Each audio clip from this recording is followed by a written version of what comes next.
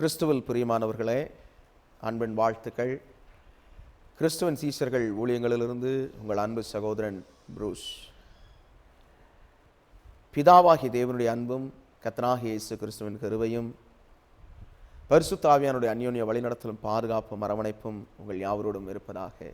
ஆமென், ஆமென், ஆமென். இந்த 2020 இந்த புதிய ஆண்டிலே உங்களை சந்திப்பதில் பெரும் மகிழ்ச்சி அடைகிறேன். தேவனுடைய மகிமை உங்களை தொடும்படியாக, தேவனுடைய கிருபை உங்களை தொடும்படியாக, தேவன் உங்களை நடத்தும்படியாக நான் உங்களுக்காக ஆண்டவரிடத்திலே வேண்டிக் கொள்கிறேன். தேவன் நிச்சயமாகவே இந்த வருஷத்திலே பல நன்மையான காரியங்களை உங்களுடைய வாழ்க்கையிலே செய்தருளுவாராக. ஆண்டவராகிய இயேசு கிறிஸ்து இந்த உலகத்தில் 2000 ஆண்டுகளுக்கு முன்பு வந்து நமக்காக மரித்து உயிரோடு எழுந்து பரலோகத்துக்கு ஏறி இருக்கிறார். இப்பொழுது அங்கே வாசம் பண்ணுகிறார். அவர் மீண்டும் வரப்போகிறார். அதற்காக ஆயத்தமாகவும் நிச்சயமாய் ஒரு கூட்ட ஜனத்தை ஆயத்தப்படுத்த வேண்டிய அவசியத்தில் கட்டாயத்தில் இருக்கிறோம். கர்த்தர் நம் யாவரையும் அதற்குரிய காரியத்தில் உருவாக்குவாராக, பலப்படுத்துவாராக. ஆமென், ஆமென், ஆமென். இந்த புதிய ஆண்டில் இந்த டிவி வாயிலாக உங்களை சந்திப்பது, இந்த மீடியா மூலமாக உங்களை சந்திப்பது எனக்கு பெரும் மகிழ்ச்சி. முதலில் உங்களிடத்தில் ஒரு காரியத்தை சொல்லலாம். அநேக வாக்குத்தத்தங்களை கேட்டிருப்பீர்கள். அநேக வாக்குத்தத்தங்கள் கொடுக்கப்பட்டிருக்கிறது. உங்கள் சபையிலே கொடுத்திருப்பார்கள், அல்லது நீங்கள் தேவனோடு உறவாடும் போது தேவன் உங்களிடத்தில் பேசியிருப்பார். சபையிலே குறிப்பிட்ட தனித்துவமான ஒவ்வொரு நபர்களுக்கும் என்று கொடுக்கப்படுகிற வாக்குத்தத்த அட்டைகள் உண்டு. இப்படி ஏதோ ஒரு வகையிலே நீங்கள் வாக்குத்தத்தங்களை இந்த ஆண்டிலே பெற்றிருக்கலாம். கர்த்தர் நமக்கு எல்லாவற்றையும் நேர்த்தியாய் செய்து தருகிற தேவனாய் இருக்கிறார். அவர் சொல்றத நிச்சயமாய் நிறைவேற்றுவார். ஆமென். ஒருவேளை சென்ற ஆண்டிலே கிடைத்த வாக்குத்தத்தம் உங்களுக்கு ஒருவேளை நிறைவேறாமல் இருக்கலாம், அல்லது அதற்கு முன்னே கொடுக்கப்பட்ட வாக்குத்தத்தம் நிறைவேறாமல் இருக்கலாம். வாக்குத்தத்தம் என்பது தேவன் தருகிறார். அது இந்த வருஷத்திற்கோ அல்லது இந்த மாதத்திற்கோ அல்லது இன்றைக்கோ அப்படி அல்ல. நீங்க அதை அப்படி எடுத்தாலும் அது தவறு அல்ல. ஆனால் தேவனுடைய வார்த்தைகள் ஆம் என்றும் ஆமேன் என்றும் இருக்கிறது. ஆமென். அதனால அந்த வார்த்தைகள் உங்களுக்கு வாக்குத்தத்தங்களாய் வரும்போது அதை நிச்சயமாகவே தேவன் செய்து தீர்க்க நல்லவராக இருக்கிறார். நம்முடைய வாழ்க்கையிலேயே ஆண்டவர் அநேக வாக்குத்தத்தங்களை நிறைவேற்ற நல்லவராக இருக்கிறார். ஆனால் வாக்குத்தத்தங்கள் நம்முடைய வாழ்க்கைக்கு பின்பும் நம்முடைய சந்ததி பெற்றுக்கொள்ளும்படியாகவும் அது கொடுக்கப்படுகிறது. ஆமென். இது ஒரு காரியத்தை கவனிச்சோம்னா,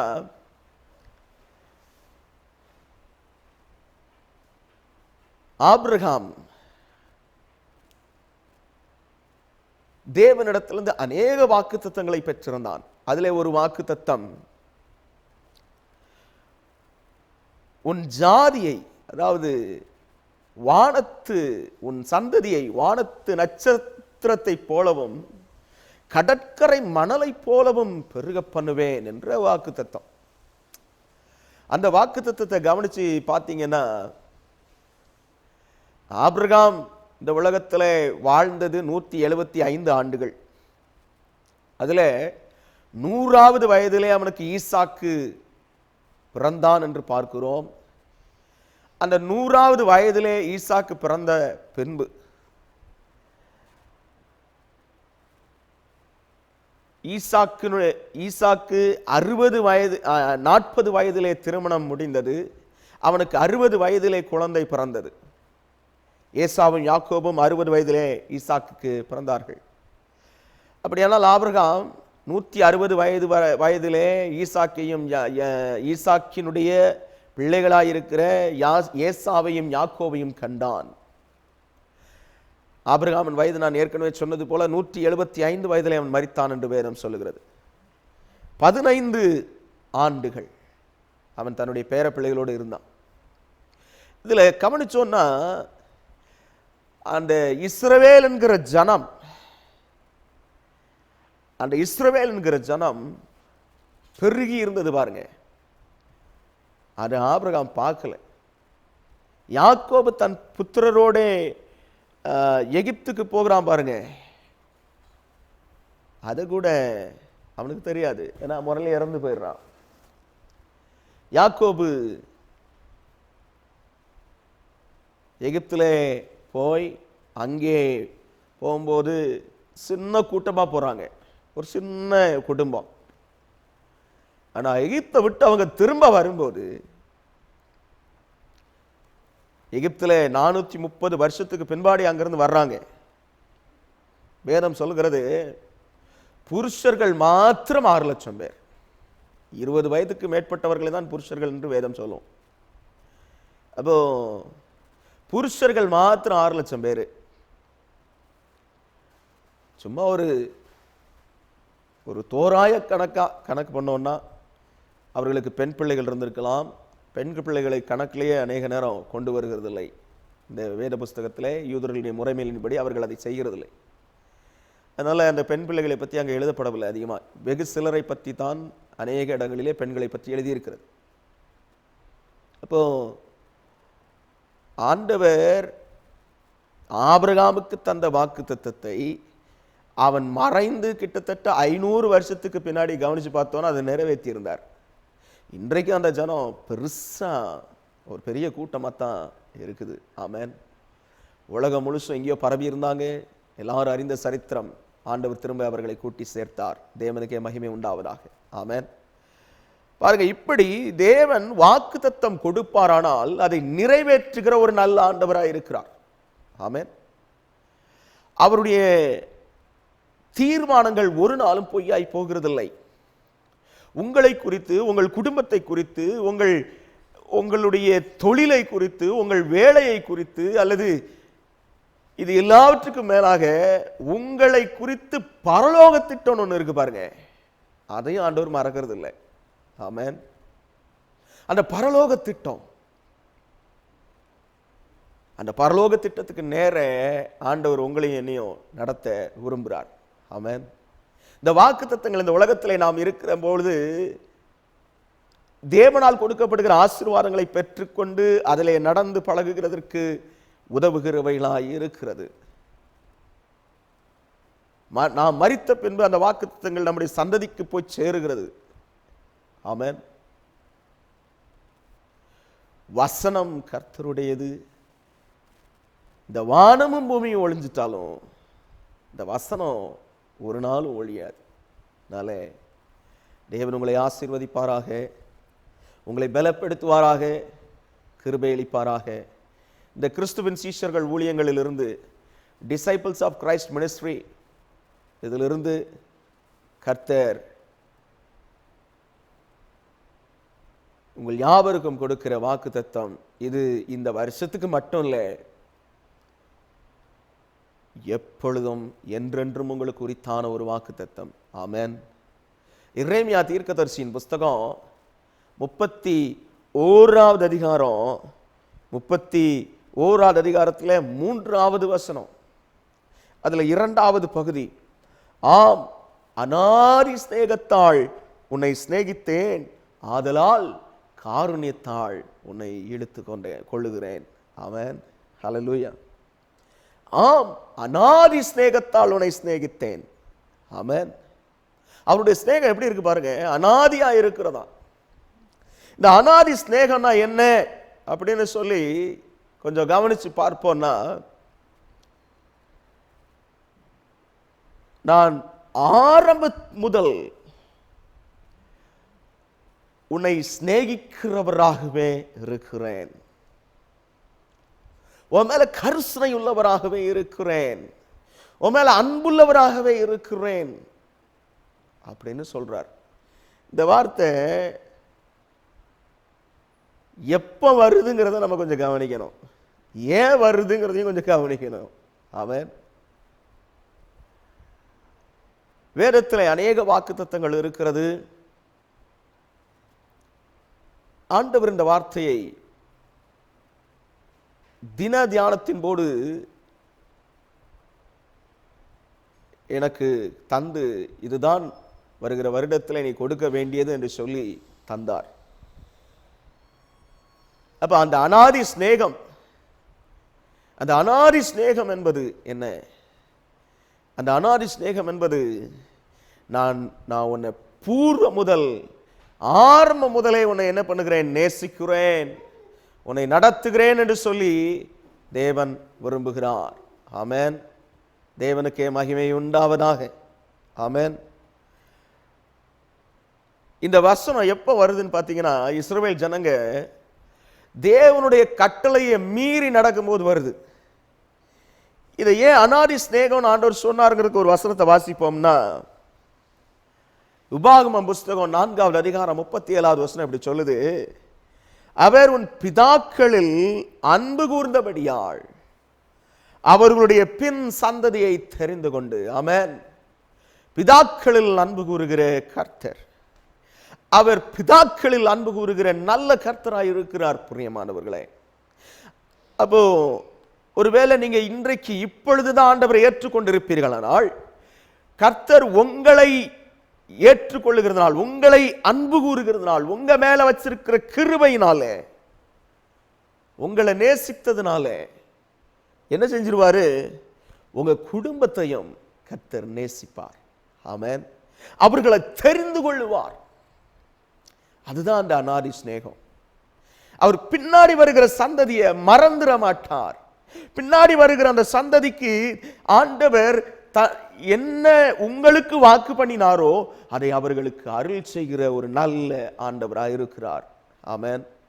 ஹல்லேலூயா. இதுதான் தேவனுடைய கிருபை. பிரியமானவர்களே, இதுதான் தேவனுடைய இரக்கம். பிரியமானவர்களே, இதுதான் தேவனுடைய அன்பு. பிரியமானவர்களே, பாருங்க, அநாதி சிநேகத்தால் உன்னை சிநேகித்தேன், ஆதலால் காருண்யத்தினால் உன்னை இழுத்துக் கொள்ளுகிறேன் என்று சொல்கிறார். அது என்ன காருண்யம்? அளவிடவே முடியாத ஒரு அன்பு. ஆங்கிலத்தில் எப்படி சொல்லுது, லவ்விங் கைண்ட்னஸ் அப்படின்னு சொல்லுது. அளவிடவே முடியாத ஒரு அன்பு, அளவிடவே முடியாத ஒரு அன்பு. இது தேவன் தருகிறது. பிரியமானவர்களே, ஆனா யாருக்கு தெரியுமா? இந்த ஜனங்கள் அந்த எரேமியாவின் நாட்களில் என்ன நடந்தது ஒருவேளை நீங்க அறிந்திருக்கலாம். ஆனாலும் ஒரு காரியத்தை சொல்லுகிறேன். இந்த ஜனங்கள் விக்கிரக ஆராதனையிலே விழுந்து போனதுனால, தேவனை விட்டு விலகிட்டதுனால, உபாகமம் புஸ்தகத்தில் அந்த 4வது அதிகாரத்தில் வாசித்தோம்னா திட்டம் தெளிவுமா ஆண்டவர் சொல்லி இருக்கிறார். ஒரு காரியத்தை எதை செய்யக்கூடாது என்று சொல்லி இருக்கிறார். பிரியமானவர்களே, 23வது வசனத்தை வாசிப்போம்னா, நீங்கள் உங்கள் தேவனாகிய கர்த்தர் உங்களோட பண்ணின உடன்படிக்கையை மறந்து உங்கள் தேவனாகிய கர்த்தர் வேண்டாம் என்று விளக்கின எவ்வித சாயலான விக்கிரகத்தையும் உங்களுக்கு உண்டாக்காதபடிக்கு எச்சரிக்கையாயிருங்கள். ஆமென். ஹல்லேலூயா. பாருங்க, திட்டம் தெளிவா சொல்றார் ஆண்டவர்.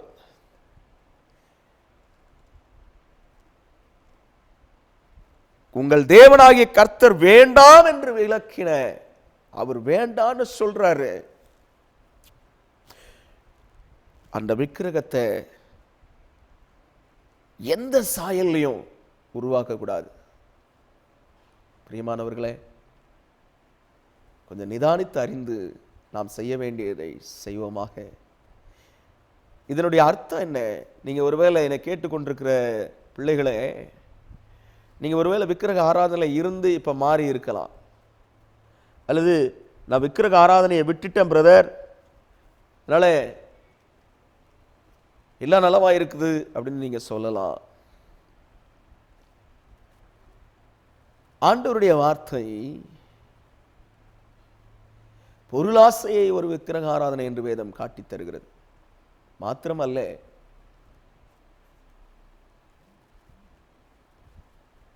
தேவனை மறக்கிற எதுவும், தேவனை மறக்க செய்கிற எதுவும், தேவனுக்கு கொடுக்க வேண்டிய நேரத்தை கொடுக்காமல் தேவனோடு உறவாடக்கூடிய காரியத்தை செய்யாமல் வைக்கிற எதுவும் ஒரு விக்கிரக ஆராதனைக்கு சமானமாக இருக்கிறது பிரியமானவர்களே. அதனால நாம் என்ன செய்யக்கூடாது? தேவனை விட்டு வழி விலகி போகக்கூடாது. ஆமென். உபாகமம் 4:24 சொல்லுது, உன் தேவனாகிய கர்த்தர் பட்சிக்கிற அக்கினி, அவர் எரிச்சலுள்ள தேவன். ஆமென். எதுல பட்சிக்கிற அக்கினியா இருக்கிறாரு? அவரை விட்டு நம்ம வழி விலகிறது அவர் விரும்பல, அதனால் அவர் பட்சிக்கிற அக்கினியாக இருக்கிறார்.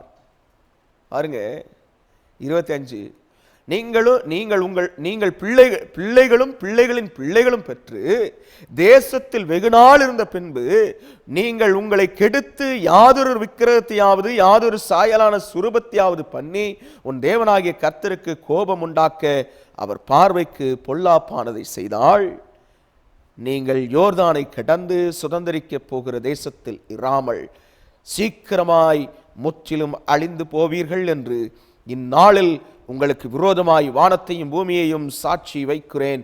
நீங்கள் அதிலே நெடுநாள் இராமல் நிர்மூலமாக்கப்படுவீர்கள். இதே சம்பவம் தான் அந்த எரேமியாவின் நாட்களில் நடந்தது. கர்த்தர் உங்களை புறஜாதிகளுக்குள்ளே சிதறடிப்பார், கர்த்தர் உங்களை கொண்டு போய்விட போகிற ஜாதிகளிடத்திலே கொஞ்ச ஜனங்களாய் மீந்திருப்பீர்கள். எகிப்திலிருந்து புறப்பட்டு வரும்போது கிட்டத்தட்ட 30 லட்சம் ஜனங்கள் என்று சொல்லி கர்த்தர் சொல்றார். அதாவது 6 லட்சம் புருஷர்கள் என்று எழுதப்பட்டிருக்கிறது. ஒரு தோராய கணக்காக நமக்கு பார்ப்போமானால் 30 லட்சம் ஜனங்கள். ஆனால் அதெல்லாம் குறைஞ்சி கொஞ்சமாயிருவீங்கன்னு கர்த்தர் சொல்றார். பெரியமானவர்களே, மோசே கர்த்தருடைய தீர்க்கதரிசி, கர்த்தருடைய வார்த்தை அங்க பேசுறான். தேவனுடைய இருதயம் எப்படின்னு சொல்லி அங்க காட்டி தருகிறான். பாருங்க, அங்கே 28வது வசனம், அங்கே காணாமலும் கேளாமலும் சாப்பிடாமலும் முகராமலும் இருக்கிற கல்லுமான மரமும் கல்லுமான மனுஷர் கைவேலையாகிய தேவர்களை சேவிப்பீர்கள். பாருங்க, ஆண்டவர் இவங்க என்ன பாவத்தை செஞ்சாங்களோ அதுலேயே கொண்டு போய் அவங்கள முக்கிடுவேங்கிறார். எவ்வளவு கொடூரமான ஒரு காரியம் இல்லை? இப்படிப்பட்ட ஒரு சூழ்நிலையை தான் எரேமியாவின் நாட்களிலே நடந்து கொண்டிருந்தது. அதிலே ஆண்டவர் சொல்றாரு, நீ கட்டாயம் அந்த என்ன சொல்றது அந்த கல்தேயரின் பட்டணங்களுக்கு போக வேண்டும் என்று சொல்கிறார். அப்படி போகிறவங்களைத்தான் என்ன பண்ணுவாராம், கர்த்தர் திரும்ப கொண்டு வருவேன் அப்படின்னு சொல்றார். தேவ கிருபை இந்த நேரத்தில் வெளிப்பட்டு அவங்களுக்கு ஒரு சமாதானமான ஒரு வார்த்தை, ஒரு வாக்குத்தத்தம் வருது. கர்த்தர் உங்களை திரும்ப கொண்டு வருவார் அப்படின்னு சொல்லி 30வது அதிகாரம் 3வது வசனத்தில் வாசித்தோம்னா இப்படி காரியங்கள்லாம் இருக்கு. எரேமியா தீர்க்கதரிசியின் புஸ்தகம் 30:3. அப்போ முத ஒரு நல்ல வார்த்தையை எரேமியா தீர்க்கதரிசியின் மூலமா சொல்றார் ஆண்டவர். அதனுடைய தொடர்ச்சியாகத்தான் 31வது அதிகாரத்தில் நம்ம வாசித்த 3வது வசனத்தில் நம்ம பார்க்கிற காரியங்களை கர்த்தர் சொல்றார். ஆமென், ஹல்லேலூயா. பாருங்க, இந்த உபாகமம் 4:29, அப்பொழுது அங்கே இருந்து உன் தேவனாகிய கர்த்தரை தேடுவாய், உன் முழு இருதயத்தோடும் உன் முழு ஆத்துமாவோடும் அவரை தேடும்போது அவரை கண்டடைவாய். ஆமென், ஹல்லேலூயா. ஆண்டவரை தேடுவ எப்போ? உன் பிரச்சனை மத்தியில். என்ன பிரச்சனை? ஐயோ, நாங்க இப்படிலாம் கேள்விப்பட்டோமே, நாங்க இன்னைக்கு அடிமையா இருக்கிறோமே, இந்த அடிமைத்தனத்துல இந்த நரகலான விக்கிரங்களெல்லாம் நாங்க சேவிக்க வேண்டிய ஒரு சூழ்நிலையில் இருக்கிறோமே அப்படின்னு சொல்லி தேடுகிற, அந்த காரியத்தை நோக்கி பார்க்கிற, தேவனை நோக்கி பார்க்கிற நாட்கள் வரும். ஆமென். அப்படி வரும்போது எப்படி தேடுவோமா? உன் முழு இருதயத்தோடும் உன் முழு ஆத்மாவோடும் அவரை தேடும் போது, முழு இருதயத்தோட முழு ஆத்மாவோடு அவரை தேடினா அவர் என்ன செஞ்சிருவோம்? கண்டடைவோம். ஆமென். ஹல்லேலூயா, ஹல்லேலூயா. பாருங்க 30வது வசனத்துல, நீ வியாகுலப்படைவைகள் எல்லாம் உன்னை தொடர்ந்து பிடிக்கும் போது கடைசி நாட்களில் உன் தேவனாகிய கர்த்தரிடத்தில் திரும்பி அவர் சத்தத்திற்கு கீழ்ப்படிவாயானால், உன் தேவனாகிய கர்த்தர் இரக்கமுள்ள தேவனாயிருக்கிறபடியால் அவர் உன்னை கைவிடவும் மாட்டார், உன்னை அழிக்கவும் மாட்டார், உன் பிதாக்களுக்கு தாம் ஆணையிட்டு கொடுத்த உடன்படிக்கையை மறக்கவும் மாட்டார். ஆமென். நீங்க இந்த வசனத்துல நல்லா பார்த்தோம்னா ஆண்டவருடைய இரக்கம் எப்படிப்பட்டதுன்னு சொல்லுது. அவர் பட்சிக்கிற அக்கினிதான், எரிச்சல் உள்ள தேவன் தான் அவரை விட்டு விலகும் போது. ஆனாலும் என்ன செய்யறாரு? நாம அவரை திரும்பி என் இருதயத்திலிருந்து அவரை நோக்கி பார்த்துட்டேன்னா, என் இருதயத்திலிருந்து அவரை நோக்கி கூப்பிட்டுட்டேன்னா என்ன செஞ்சிடறாரு? இரக்கம் உள்ள தேவனா இருக்கிறாராம். ஆமென். அவர் உன்னை கைவிடவும் மாட்டார், உன்னை அழிக்கவும் மாட்டார், உன் பிதாக்களுக்கு தாம் ஆணையிட்டு கொடுத்த உடன்படிக்கையை மறக்கவும் மாட்டார். அழிக்கவும் மாட்டாரு, கைவிடவும் மாட்டாரு, ஆணையிட்டு கொடுத்த உங்களுக்கு கொடுக்கப்பட்ட வாக்கு தத்தங்களை நிறைவேற்றுவார். ஆமென். ஹல்லேலூயா. நீங்க எப்படிப்பட்ட ஒரு தேவையில்லாத ஒரு பாவத்தில் கூட விழுந்திருக்கலாம், ஏதோ ஒரு பாவத்தின் காரியத்திலே கிரியைகளிலே அகப்பட்ட நிலையிலே நீங்கள் இருக்கலாம். இதுல நான் எப்படி வெற்றி பெற முடியும், இதுல நான் எப்படி மாறி ஆண்டவரிடத்திலே திரும்ப முடியும் என்று சொல்லி ஒரு ஏக்கத்திலே இருக்கலாம். கர்த்தர் உங்களை பார்த்து சொல்றாரு, ஆம், உன்னை அநாதி சிநேகத்தால் சிநேகித்தேன், ஆதலால் காருண்யத்தால் உன்னை இழுத்துக் கொள்ளுகிறேன். உன் மேல வச்சிருக்கிற அன்பு இன்னும் இருக்குது, உன் மேல வச்சிருக்கிற அன்பு இன்னும் இருக்குது, உன் மேல வச்சிருக்கிற என்னுடைய சிநேகம் இன்னும் இருக்குது. அதனால என்னுடைய காருண்யம் நான் வச்சிருக்கிறேன் பாரு உன் மேல. அந்த நீ செய்தியோ செயலியோ ஆனாலும் என் பக்கம் நீ திரும்புறதுக்காக உன் மேல வச்சிருக்கிறேன் பாரு, அந்த அன்பு அது இன்னும் பெருசா இருக்குது. பிரியமானவளே, பிரியமானவனே, இந்த நேரத்திலே ஆண்டவரிடத்திலே திரும்பு. ஆண்டவர் உன்னை இழுத்துக்கொள்ள விரும்புகிறார். 12 வருட பெரும்பாடுள்ள ஸ்திரீ ஒருத்தி ஆண்டவரை தேடி வந்தார். அந்த நாட்களில் அவள் தொடுகிறதெல்லாம் என்னவாயிரும்? தீட்டாயிரும் சொல்லி பைபிள்லயே நிறைய இடங்கள்ல அந்த பல காரியங்கள்ல சொல்லப்பட்டிருக்கிறது. அப்போ ஆண்டவரை தொட்டா என்ன ஆயிருக்கணும்? ஆண்டவருக்கு தீட்டாயிருக்கணும். ஆனா அப்படி ஆகல. ஆண்டவருடைய பரிசுத்தம் என்ன பண்ணிடுச்சு? அவ விசுவாசத்தோடு அவரை தொட்டதுனால அவருடைய வஸ்திர தொங்கலை பிடிச்சாலாம். எவ்வளவு ஒரு நல்ல செய்தி பாருங்களேன். உடனே அவர் இடத்துல இருந்து வல்லமை புறப்பட்டு அவளை சுத்தமாகிருச்சு. ஆமென். அதனால பாவமோ சாபமோ எந்த அக்கிரமமோ எந்தவித போராட்டமோ எந்தவித பிணிகளோ, ஒருவேளை வியாதியில கஷ்டப்பட்டு இருக்கீங்களா, ஒருவேளை பிசாசின் போராட்டத்தில் கஷ்டப்பட்டு இருக்கீங்களா, இயேசுவை நோக்கி இப்ப கூப்பிடுங்க, கர்த்தர் நிச்சயம் உங்களை விடுதலையாக்குவார். ஆமென். உங்களுடைய பாவம் பெருசா இருக்குது, ஐயோ நான் ஆண்டவரிடத்துல வந்து நான் எப்படி விடுதலையை பெற்றுக்கொள்ள முடியும் நீங்க நினைக்கிறீங்களா? கர்த்தர் உங்களை அவர் உருக்கமான இரக்கங்களால் சேர்த்து கொள்ள விரும்புகிறார். அநாதி ஸ்நேகம் அவர்கிட்ட இருக்குது, உங்க மேல வச்சிருக்கிற அந்த அன்பு அவர்கிட்ட இருக்குது. அதனால மறக்க மாட்டாரு, அதனால மறக்க மாட்டார். உங்களை கூப்பிடுறார். பிரியமானவர்களே, இன்னைக்கு வர்றீங்களா? தேவனை நோக்கி பார்க்கிறீங்களா?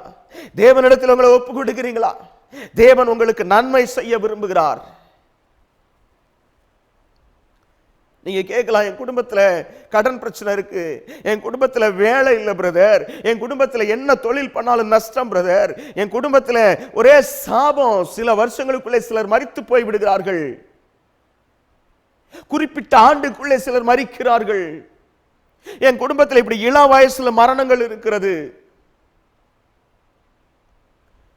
என் குடும்பத்துக்கு விரோதமா யாரோ பிள்ளி சுனிய வச்சுட்டாங்க, என் குடும்பத்துக்கு எதிரா இல்லாம ஏதோ செஞ்சுட்டாங்க, ஏதோ நடந்துட்டு,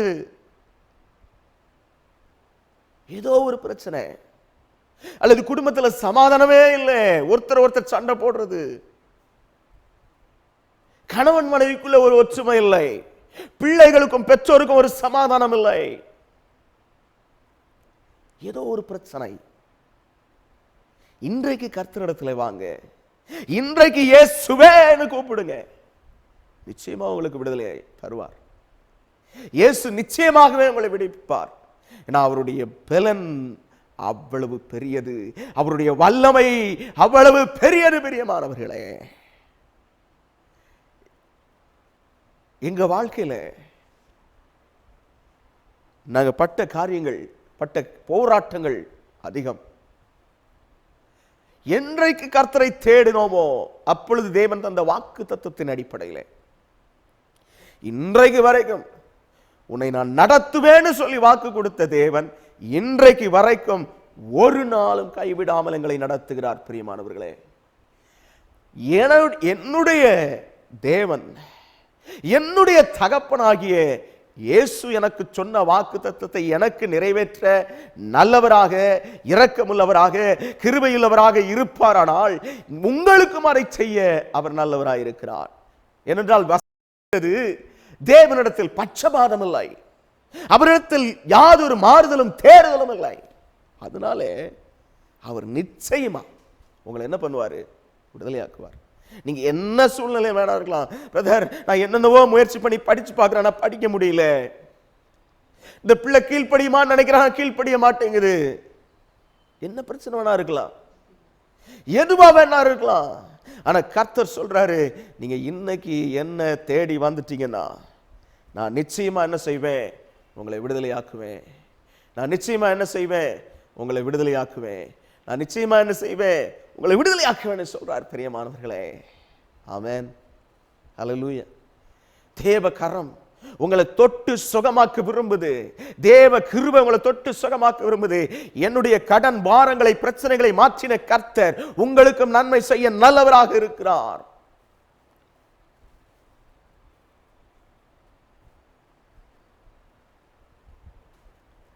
எங்களுடைய ஊழியத்தின் மூலமாய் ஒரு குடும்பத்தில் இருந்த ஒரு பெரிய வட்டி கடன், அதை கர்த்தர் மாற்றி அதிலே தேவன் இரக்கம் செய்து அந்த குடும்பத்தை இப்போ என்ன சொல்றது, வட்டியும் முதலும் அடையிற மாதிரி ஒரு ஒரு காரியத்தை சரிகட்டி அந்த குடும்பத்தை ஆண்டவர் தூக்கி எடுத்திருக்கிறார். இப்படி தேவன் கிரியை செய்த தேவன் நிச்சயமாகவே உங்களுக்கும் நன்மை செய்வார். பிரியமானவர்களே, விசுவாசத்தோடு ஆண்டவரை பற்றி கொள்ளுங்க, தேவன் நிச்சயமாக இரக்கம் செய்வார். ஜெபிப்போமா? நல்ல தகப்பனே, இந்த நல்ல நேரத்தில் மட்டுமாய் தேவனை நோக்கி பார்த்து, ஆண்டவரே இந்த செய்தியை கேட்ட பிள்ளைகளை ஆசீர்வதிங்க, பலப்படுத்துங்க. இந்த கேட்கிற பிள்ளைகளுக்குள்ளே ஒரு விசுவாசத்தை கொடுங்க. உம்முடைய காருண்யம் அவர்களை சேர்த்துக்கொள்ள, இழுத்துக்கொள்ள பிரியமாய் இருக்கிறதே, அந்த காரியத்துக்காய் ஸ்தோத்திரம் பண்ணுகிறேன். கிருபையும் சமாதானமும் ஒவ்வொருவரையும் சூழ்ந்து கொள்ளட்டும். ஆசீர்வதிங்க, பலப்படுத்துங்க. தேவ சமாதானம் ஒவ்வொருவரையும் ஆளுகை செய்வதாக. அவர்கள் இருதயத்தை திருப்பி தேவனோடு இருக்க உதவி செய்யுங்க. இயேசுவின் நாமத்தில் ஒப்பு கொடுத்து ஜெபிக்கிறோம் ஜீவனுள்ள நல்ல பிதாவே. ஆமென், ஆமென், ஆமென். தேவ சமாதானம் உங்கள் இருதயங்களில் ஆளுகை செய்ய கடவுது. ஆமென், ஆமென், ஆமென்.